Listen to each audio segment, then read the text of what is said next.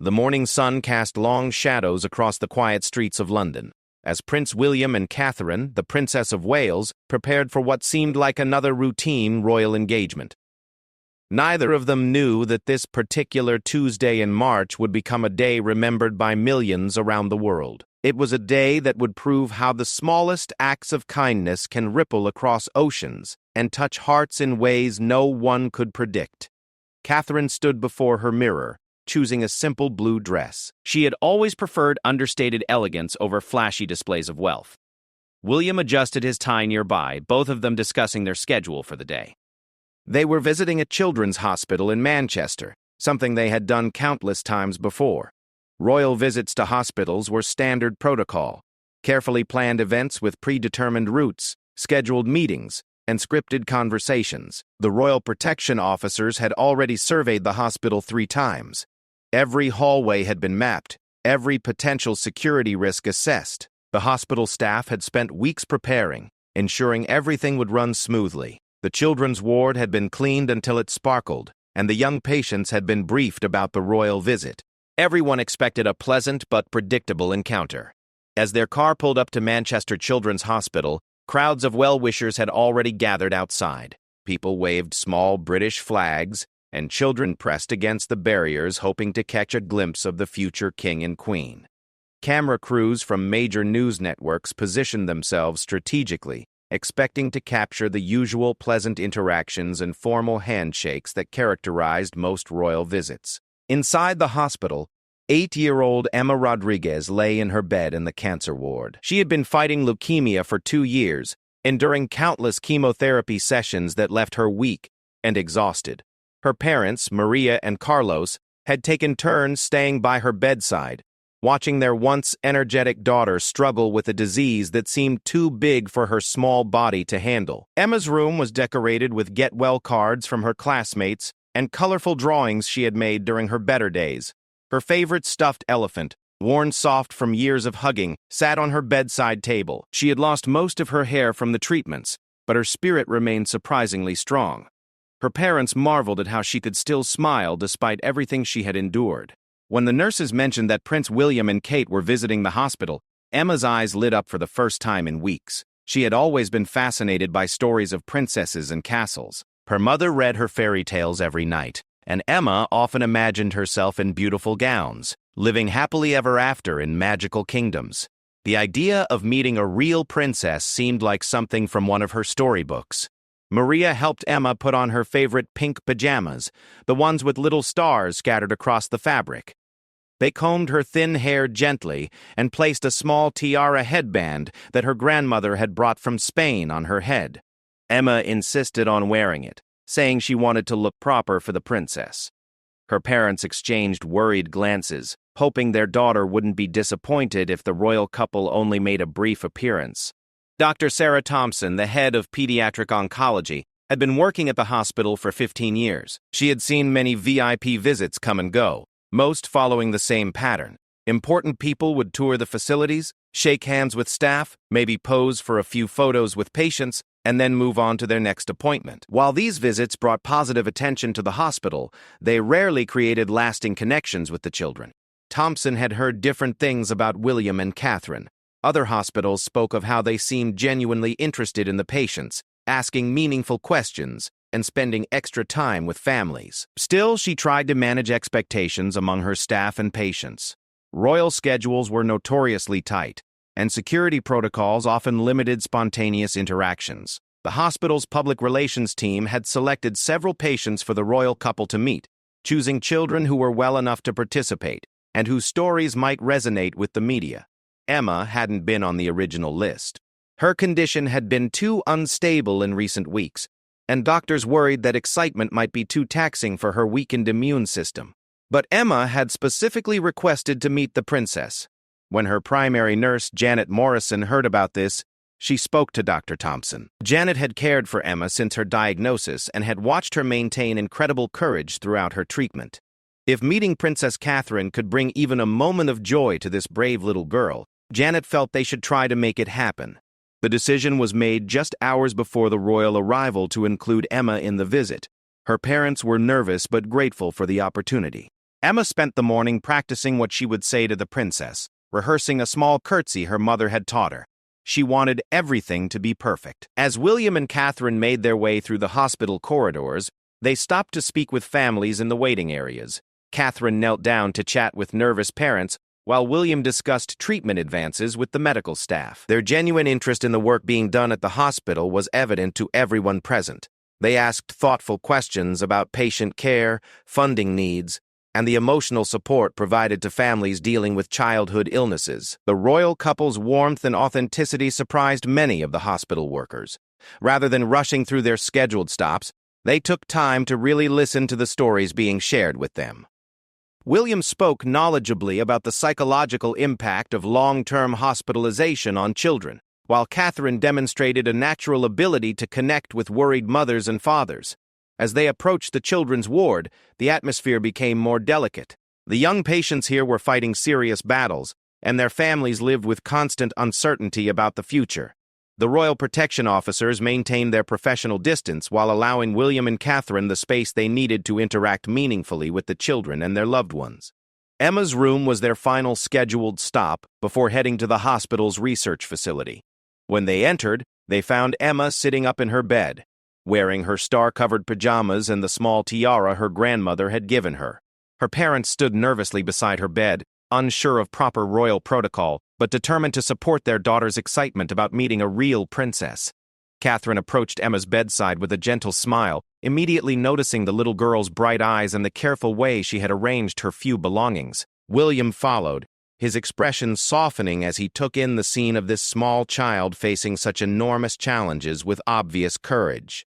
What happened next would surprise everyone in the room and eventually touch hearts around the world. Instead of the brief formal interaction everyone expected, something genuine and unexpected was about to unfold. Emma looked up at Catherine with wonder in her eyes, and Catherine saw not just another patient to visit, but a little girl whose strength and spirit demanded recognition and respect. The stage was set for a moment that would transcend the usual boundaries of royal protocol and demonstrate the profound impact that authentic human connection can have, even in the most challenging circumstances. Emma clutched her stuffed elephant a little tighter and prepared to meet the princess she had dreamed about, having no idea that she was about to become the center of a story that would inspire people across the globe. Catherine approached Emma's bedside and immediately knelt down to the little girl's eye level, something that hadn't been part of the planned protocol. Her security detail exchanged glances but remained professional, understanding that their job was to protect while allowing authentic moments to unfold. William positioned himself beside Catherine, both of them focused entirely on the brave child before them. Emma's voice was barely a whisper when she spoke her first words to the princess. "You're even more beautiful than in the fairy tales," she said, her eyes wide with amazement. Catherine's face broke into a genuine smile, touched by the innocent honesty of the comment.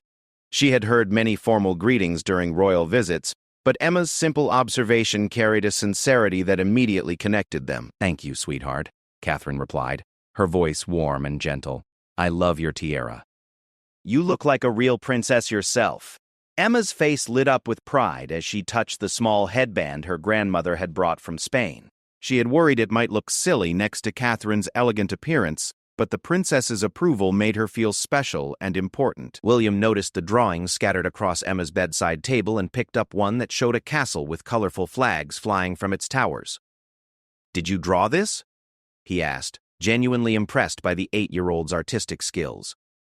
Emma nodded enthusiastically, explaining that she liked to draw castles and imagine living in them.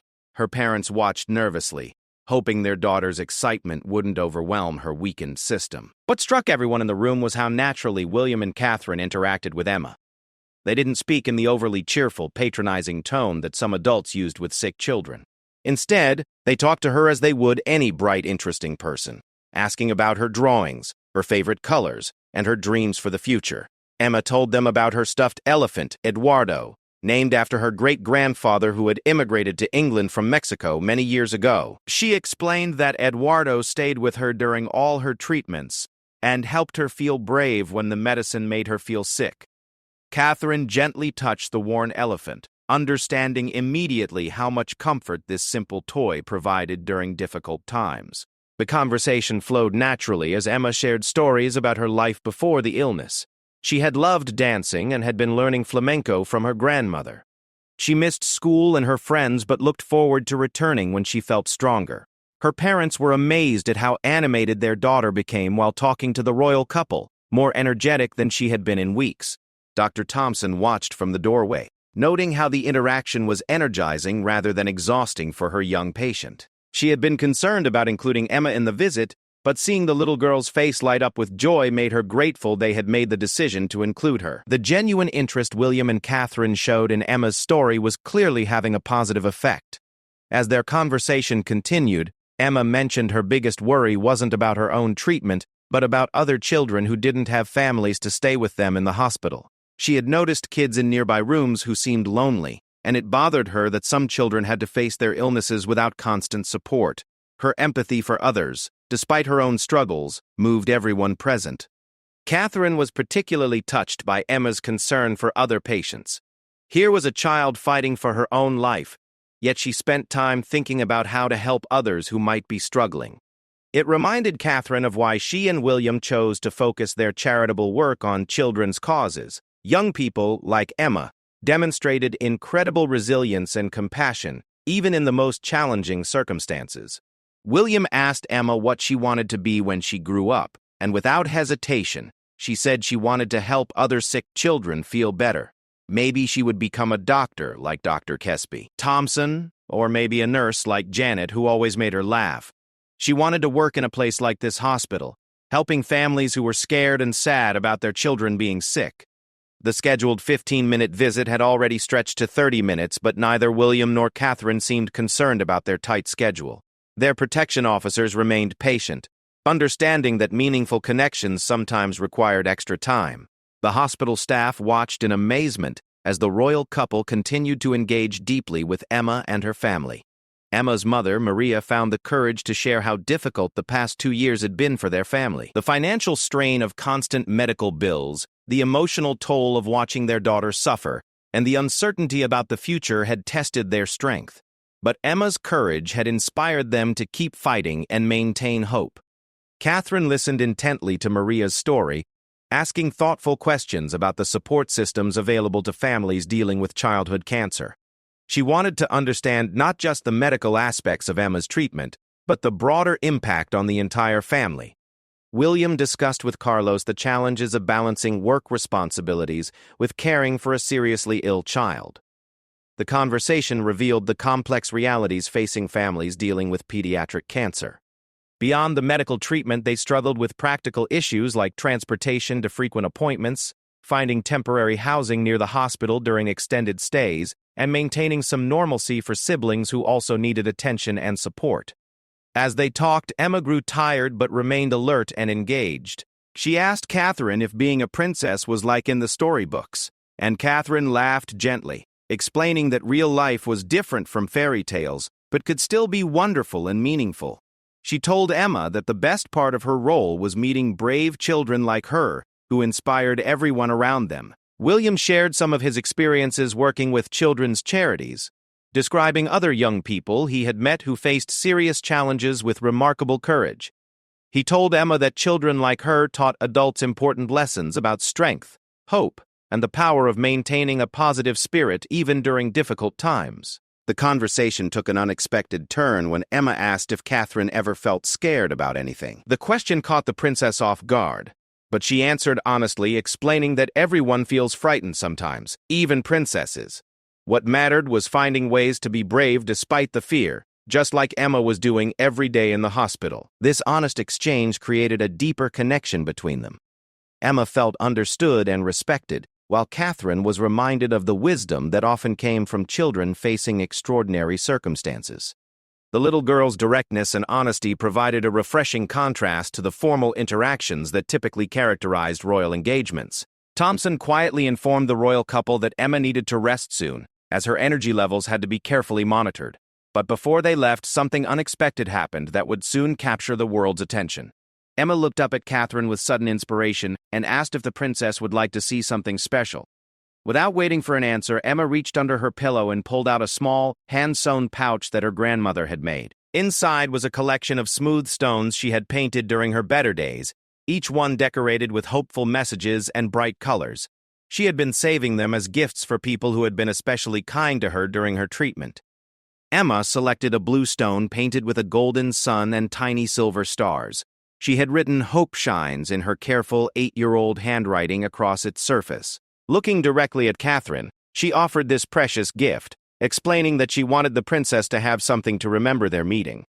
The moment was captured by a photographer who had been quietly documenting the visit, but no one in the room was thinking about cameras or media coverage. They were witnessing something genuine and spontaneous, a pure expression of gratitude and connection between two people whose lives were vastly different but whose hearts had found common ground.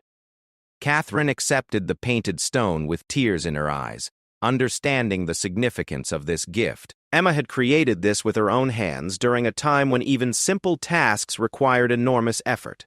The little girl was giving away something precious to show appreciation for a brief but meaningful encounter. What happened next would soon make headlines around the world and demonstrate how a simple gesture of kindness could create ripples of inspiration far beyond the walls of one hospital room. The stage was set for a response that would touch hearts across continents and prove that authentic human connection knows no boundaries of status, wealth, or circumstance. Catherine held the painted stone in her palm, feeling its smooth surface and reading Emma's carefully written message of hope. The weight of this small gift seemed enormous, carrying with it all the courage and optimism of a child who had faced unimaginable challenges. Without hesitation, Catherine made a decision that would surprise everyone present and eventually inspire millions around the world. "Emma," Catherine said softly, "this is the most beautiful gift I have ever received. I want to give you something special in return." She reached up and gently removed her own necklace, a delicate silver chain with a small pendant shaped like a heart. It wasn't the most expensive piece of jewelry she owned, but it was one of her favorites, a gift from William on their first wedding anniversary. Emma's eyes grew wide as Catherine fastened the necklace around her thin neck. The silver chain caught the light streaming through the hospital window, and the heart pendant rested perfectly against Emma's star-covered pajamas. "Now we both have something to remember today," Catherine whispered, adjusting the pendant so Emma could see it clearly. The room fell silent except for the soft sounds of medical equipment and Maria's quiet tears. Carlos stood with his hand on his wife's shoulder, both parents overwhelmed by the unexpected generosity of this gesture. They had brought Emma hoping for a brief, pleasant meeting with royalty. They never imagined witnessing such a personal and meaningful exchange. Thompson watched from the doorway, her professional composure nearly breaking as she witnessed this spontaneous act of kindness. In 15 years of working with seriously ill children, she had seen many touching moments, but rarely had she observed such a genuine connection between a patient and a visitor. The fact that it involved the future Queen of England made it even more remarkable.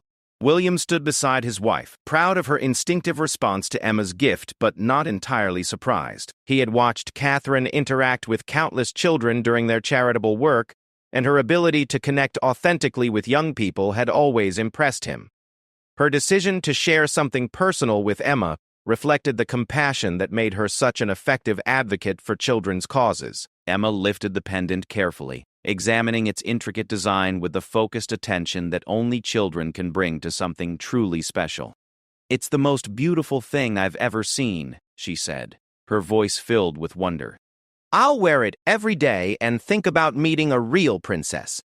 Catherine smiled, knowing that this piece of jewelry would provide comfort and strength during the difficult treatments that lay ahead. The hospital photographer, James Wilson, had been documenting royal visits for over a decade, but he recognized something extraordinary was happening. Through his camera lens, he captured not just the exchange of gifts, but the genuine emotion on everyone's faces. The images he was taking would soon travel around the world, but in this moment, he was simply witnessing a beautiful example of human kindness.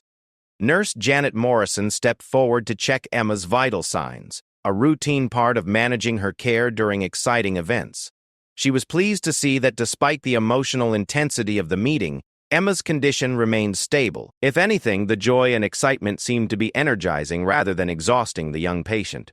As word of the gift exchange spread quietly through the hospital corridors, staff members found excuses to walk past Emma's room. They wanted to witness this unprecedented royal visit, but more importantly, they were drawn to the positive energy radiating from the interaction. The happiness on Emma's face was infectious, lifting the spirits of everyone who saw her. Catherine asked Emma about her treatment schedule and expressed genuine interest in understanding the daily realities of life with childhood cancer.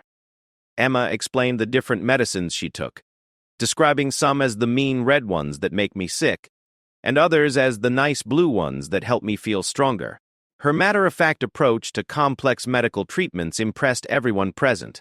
The conversation revealed Emma's remarkable understanding of her condition and treatment. Despite her young age, she could explain her chemotherapy cycles, discuss side effects, and describe the various tests she underwent regularly. Her parents had made the difficult decision to be honest about her illness, and Emma had responded with maturity that amazed her medical team. William asked Emma's parents about the support systems that had helped their family cope with such challenging circumstances. Carlos described the network of other families they had met in the hospital, how sharing experiences with people facing similar struggles had provided strength and practical advice. Maria talked about the hospital's family support programs and the volunteers who organized activities for patients and siblings. This discussion highlighted the comprehensive care approach that Manchester Children's Hospital provided. Beyond medical treatment, they recognized the importance of addressing the emotional and practical needs of entire families. William and Catherine took notes, interested in understanding how other hospitals might implement similar support programs. Emma's energy began to flag slightly, but she was determined to share more of her story with the royal couple. She told them about her grandmother's weekly visits from Spain, how her grandfather sang traditional songs to help her fall asleep, and how her younger brother drew pictures to decorate her hospital room. Despite her illness, Emma's life was rich with love and support from an extended network of family and friends. Catherine was particularly moved by Emma's description of her relationship with her 5-year-old brother, Miguel. Emma worried about him understanding why she had to spend so much time in the hospital and whether he felt forgotten while their parents focused on her medical needs. Her concern for her brother's emotional well-being demonstrated remarkable empathy for someone dealing with her own serious challenges. The conversation about family dynamics resonated deeply with both William and Catherine. As parents themselves, they understood the complexity of maintaining family balance during crisis situations.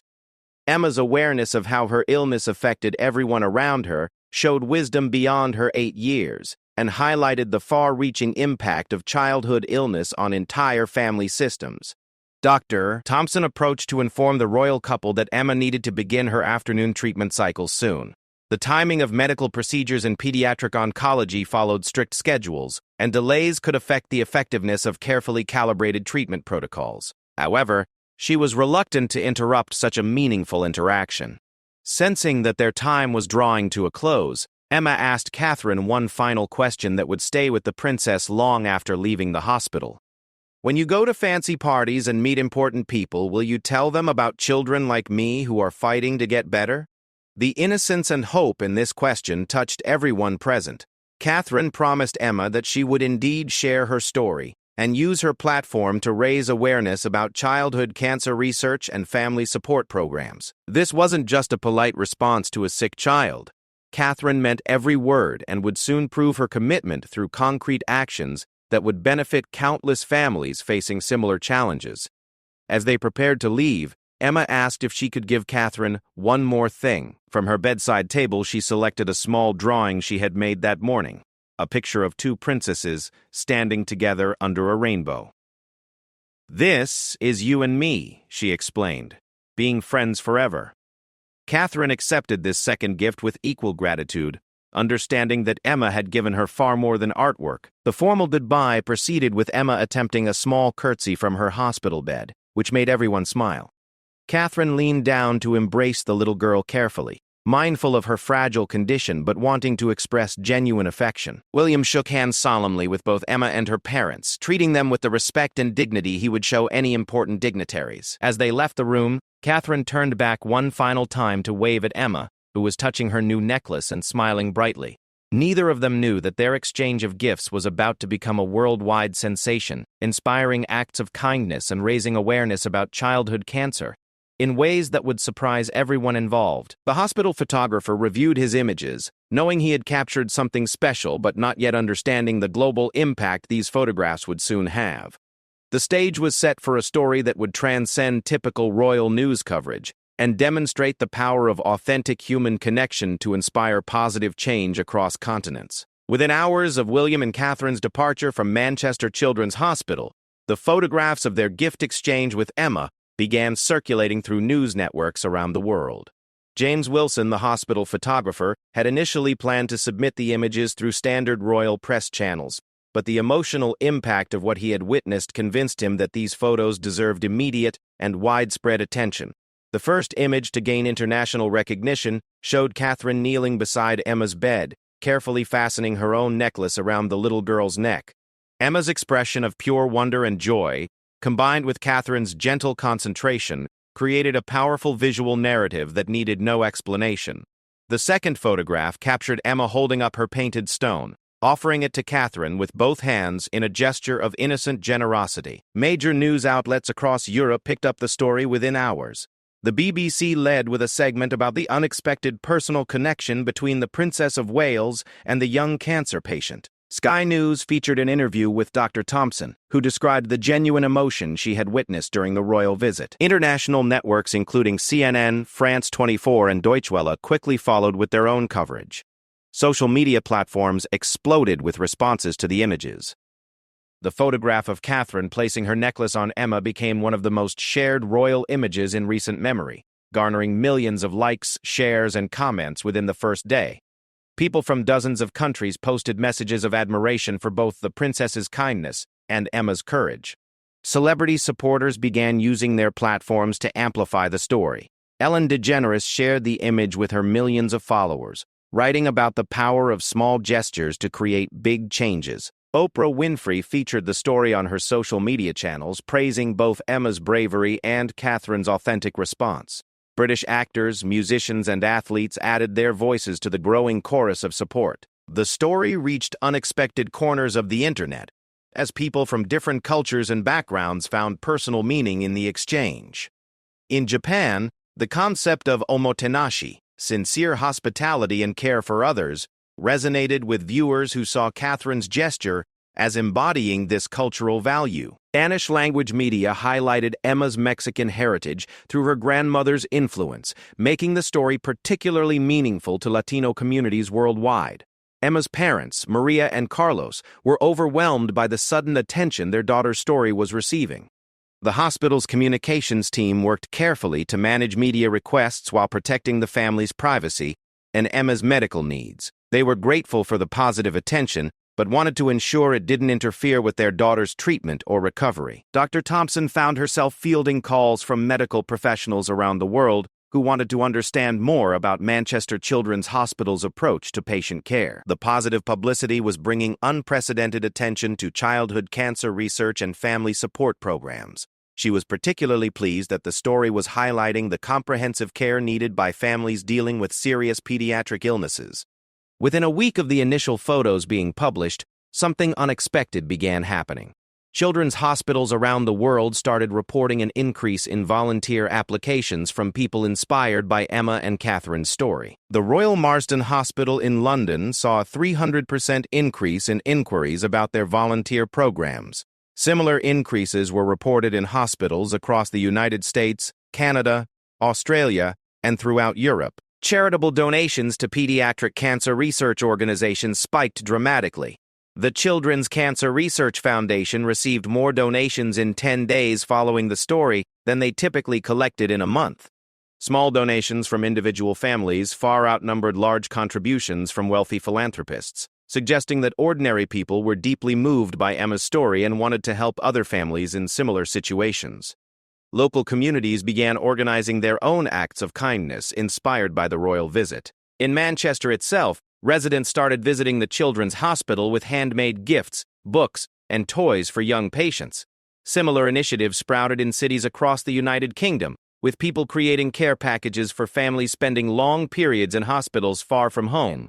Schools around the world incorporated Emma's story into lessons about empathy, courage, and community service. Teachers used the photographs to discuss how small acts of kindness could have far-reaching effects. Students organized fundraisers for children's hospitals, created artwork to donate to pediatric wards, and wrote letters to young cancer patients in their local communities. The story particularly resonated in areas where royal families held cultural significance. In Commonwealth countries, people saw Catherine's gesture as representing the best qualities of modern monarchy: accessibility, compassion, and genuine concern for ordinary citizens. In countries without monarchies, the story was embraced as an example of how people in positions of privilege could use their influence positively. Emma herself was unaware of the global response to her story for several days. Her parents and medical team decided to focus on her treatment while gradually sharing news of the worldwide reaction. When they finally showed her some of the positive messages from around the world, Emma was amazed that so many people cared about her experience. The little girl's response to her newfound fame was characteristically thoughtful. Rather than being excited about personal attention, Emma asked if the story was helping other sick children. When her parents explained that donations to children's hospitals had increased and more people were volunteering to help families like theirs, Emma smiled and said she was glad something good was coming from her meeting with the princess. Catherine's office at Kensington Palace was inundated with letters from families dealing with childhood cancer, many thanking the princess for bringing attention to their struggles. Others shared their own stories of courage and hope, creating an unexpected dialogue between the royal family and ordinary people facing extraordinary challenges. Catherine read as many letters as possible, deeply moved by the response her simple gesture had generated. William and Catherine decided to use the momentum created by Emma's story to launch a broader initiative supporting childhood cancer research and family services. They consulted with medical experts, charity leaders, and families who had experienced pediatric cancer to develop a comprehensive approach that would address both immediate needs and long-term solutions.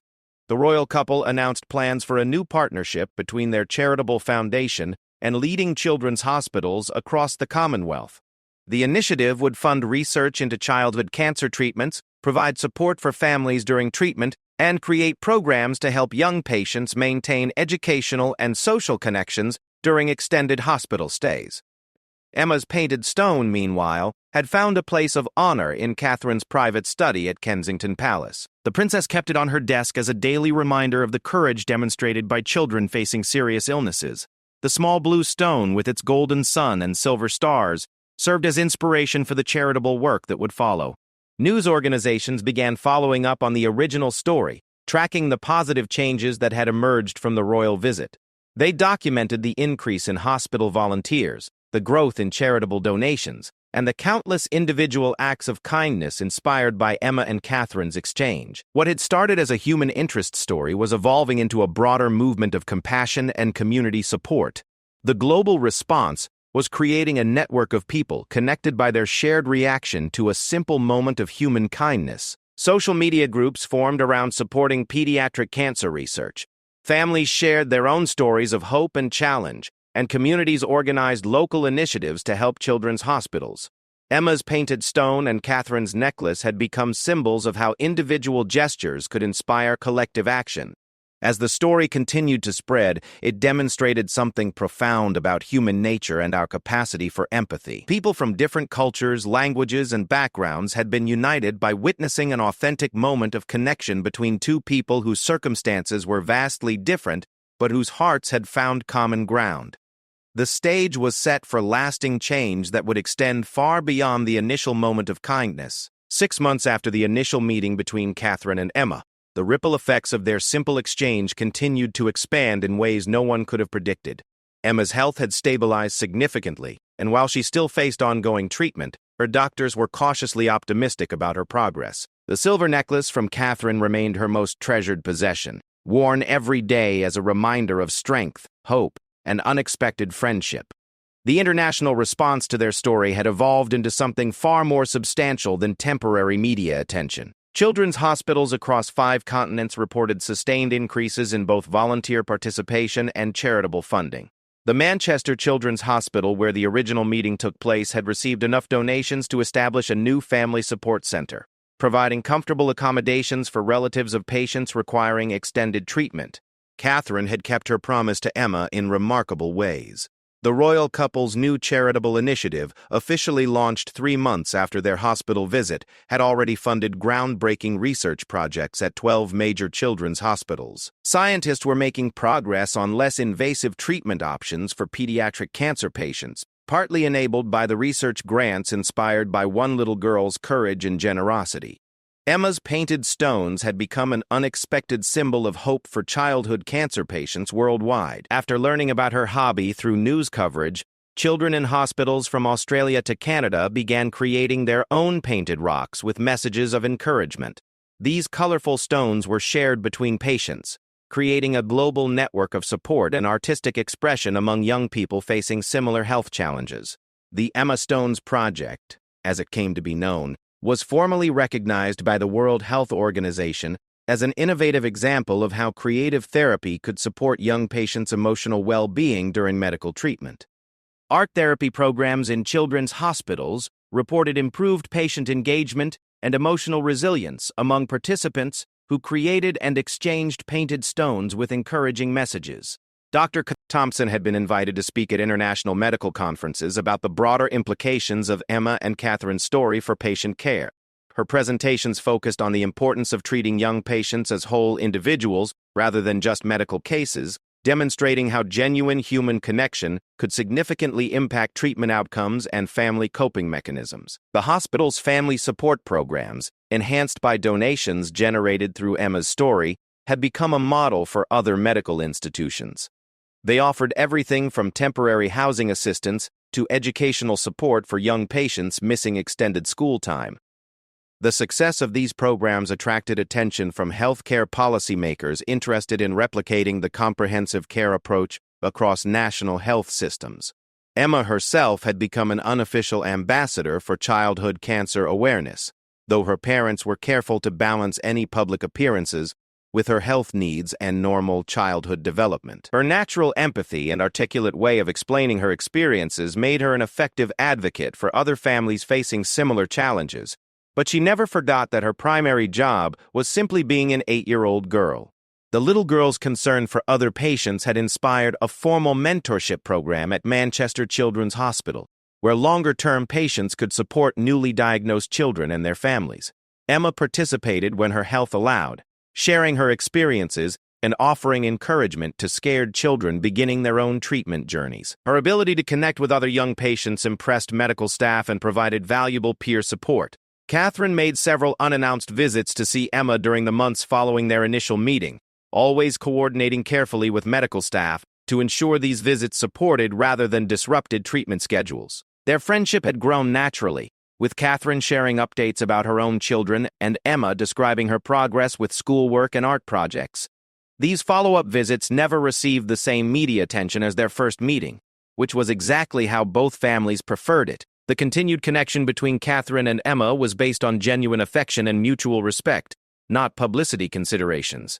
Their relationship demonstrated how meaningful bonds could develop across traditional social boundaries when people approached each other with authentic openness. The global community that had formed around Emma's story continued to find new ways to support childhood cancer research and patient families. Online fundraising campaigns organized by ordinary citizens raised millions of dollars for medical research. Local chapters of Emma's Friends formed in communities worldwide, organizing everything from hospital visits to financial assistance for families struggling with treatment costs. One particularly moving development emerged from Spain, where Emma's grandmother lived. Inspired by her granddaughter's story, elderly residents of her Madrid neighborhood began a weekly tradition of visiting the local children's hospital to share traditional songs and stories with young patients. This intergenerational connection provided cultural enrichment for the children, while giving older adults a meaningful way to contribute to their community. Educational institutions began incorporating the story into curricula, focused on empathy, global citizenship, and social responsibility. Universities studying public health and social work used the case as an example of how individual actions could catalyze broader social movements. Medical schools examined the interaction as a model for patient-centered care that recognized the full humanity of people facing serious illness. The story's impact on royal protocol was subtle but significant. Palace staff noted increased emphasis on allowing genuine interactions during public engagements, with less rigid scheduling that permitted meaningful conversations to develop naturally. Catherine's spontaneous gift of her necklace had demonstrated that authentic moments often had greater positive impact than carefully orchestrated photo opportunities. Emma's parents, Maria and Carlos, had established a small nonprofit organization to support other families navigating childhood cancer treatment. Their personal experience, combined with the platform created by their daughter's story, enabled them to provide practical guidance and emotional support to newly diagnosed families. They understood firsthand the overwhelming complexity of managing medical treatment while maintaining family stability. The financial impact of the story extended beyond charitable donations to influence healthcare policy discussions. Government health officials in several countries cited Emma's case when advocating for increased funding for pediatric cancer research. The human face that Emma and Catherine had put on childhood cancer made abstract policy discussions more compelling and urgent for legislators. Research scientists working on projects funded through the Emma-inspired charitable initiative began publishing their findings, showing promising advances in treatment approaches that would benefit future generations of young cancer patients. The connection between a painted stone offered by a sick child and cutting-edge medical research demonstrated how individual gestures of kindness could ultimately save lives through the chain of inspiration and action they generated. As Emma's first year of renewed health progressed, she returned to school part-time and began taking dance lessons again, fulfilling her dream of learning flamenco like her grandmother. She wore Catherine's necklace to her first dance recital, drawing strength from the reminder of their friendship and the knowledge that her story had helped so many other children and families. The painted stone that Emma had given to Catherine remained prominently displayed in the princess's study, but it had gained company. Children from around the world had begun sending their own painted stones to Kensington Palace, each carrying messages of hope, gratitude, or simply wanting to be part of the global community that had formed around the original exchange. Catherine established a special garden at one of her charitable projects, where these stones were arranged in colorful patterns, creating a permanent installation that visitors could see and contribute to. The garden became a pilgrimage destination for families dealing with childhood illness, offering them a beautiful space for reflection and connection with others sharing similar journeys. The garden also served as a venue for annual gatherings of families whose lives had been touched by childhood cancer, providing opportunities for mutual support and celebration of survival milestones. Emma and her family attended the first gathering, where she met dozens of other children and families who had been inspired by her story to find their own courage and strength. Looking back on that March morning when Catherine had knelt beside a hospital bed to accept a painted stone from a brave little girl, no one could have imagined the worldwide movement that would follow. The simple exchange of gifts between two people from vastly different worlds had proven that authentic human connection recognizes no boundaries of status, wealth, or circumstance. Emma's story continued to inspire new acts of kindness, innovative medical research, and policy changes that would benefit countless families for years to come. A painted stone and a silver necklace had become symbols of hope, demonstrating that sometimes the smallest gestures carry the power to change the world in ways both profound and lasting. The legacy of that simple gesture would endure long past the immediate attention, embedded in the lives of the thousands of people who had been moved to action by witnessing one little girl's courage and one princess's compassionate response. In a world often divided by differences, Emma and Catherine had shown that kindness remains a universal language that can unite hearts across any distance.